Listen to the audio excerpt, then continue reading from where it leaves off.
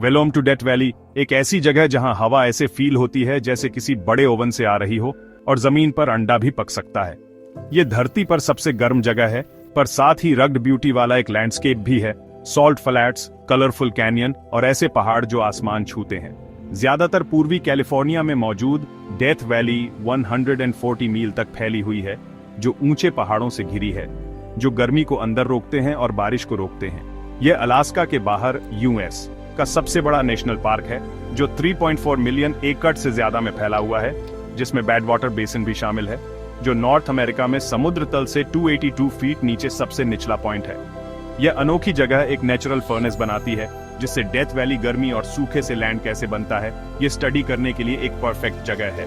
Death valley नाम उन pioneers से आया है जो 1849 में यहाँ लगभग मर गए थे, लेकिन इसके डरावने नाम के बावजूद ये सर्वाइवल और रेजिलियंस की जगह है। लाइफ ने इस एक्सट्रीम एनवायरनमेंट में अडॉप्ट और थ्राइव करने के लिए इनक्रेडिबल तरीके ढूंढे हैं।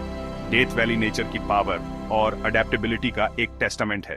आइए एक्सप्लोर करें कि इस जगह को इतना एक्स्ट्राऑर्डिनरी क्या बनाता है। 10 जुलाई 1913 को डेथ वैली में फर्नेस क्रीक का टेम्परेचर 134 डिग्रीज फ़ारेनहाइट तक पहुंच गया था, जो अब भी धरती पर अब तक का सबसे हाई एयर टेम्परेचर है।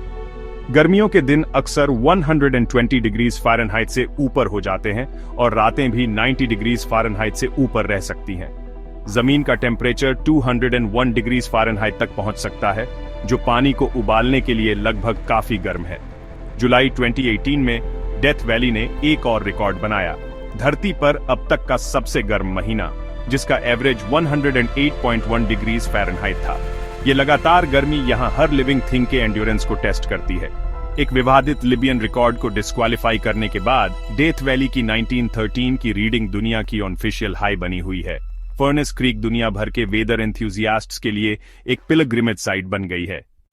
डेथ वैली इतनी गर्म क्यों है?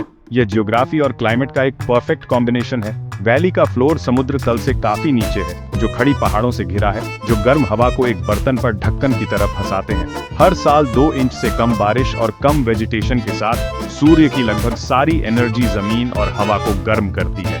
आसपास के पहाड़ों से रेन शैडो इफेक्ट का मतलब है कि हवा सूखी आती है और जैसे जैसे वह नीचे उतरती है, गर्म होती जाती है। साल के ज्यादातर समय में क्लियर स्काई और इंटेंस सनलाइट वैली के नेचुरल ओवन को सुपरचार्ज करते हैं। नतीजा, एक ऐसा लैंडस्केप जहां गर्मी बनती है और दिन रात बनी रहती है।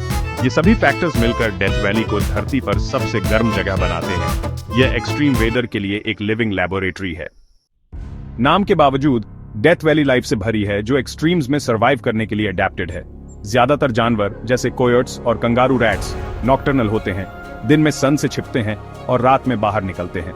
डेजर्ट बिगॉर्न शीप पानी के बिना कई दिनों तक रह सकते हैं, जबकि कंगारू रैट कभी पानी नहीं पीते, सीड्स से मॉइस्चर लेते हैं। क्रियोसोट बुश जैसे प्लांट्स में पानी बचाने के लिए वैक्स वाली पत्तियां और गहरी जड़ें होती हैं, और कैक्टी अपने स्टेम में मॉइस्चर स्टोर करते हैं। वाइल्ड फ्लावर बारिश के लिए सालों तक इंतजार करते हैं, फिर शानदार सुपर ब्लूम्स में रंगीन हो जाते हैं। यहाँ तक कि मछली भी सर्वाइव करती है।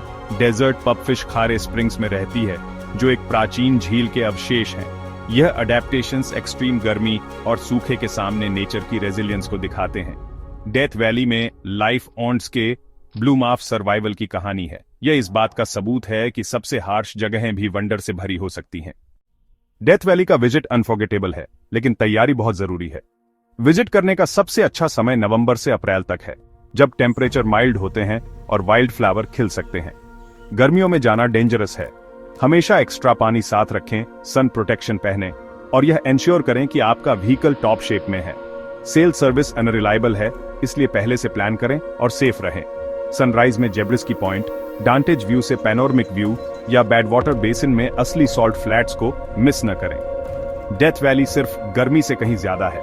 ये सर्वाइवल, एडेप्टेशन और हमारे प्लेनेट की रॉ ब्यूटी का एक लेसन है।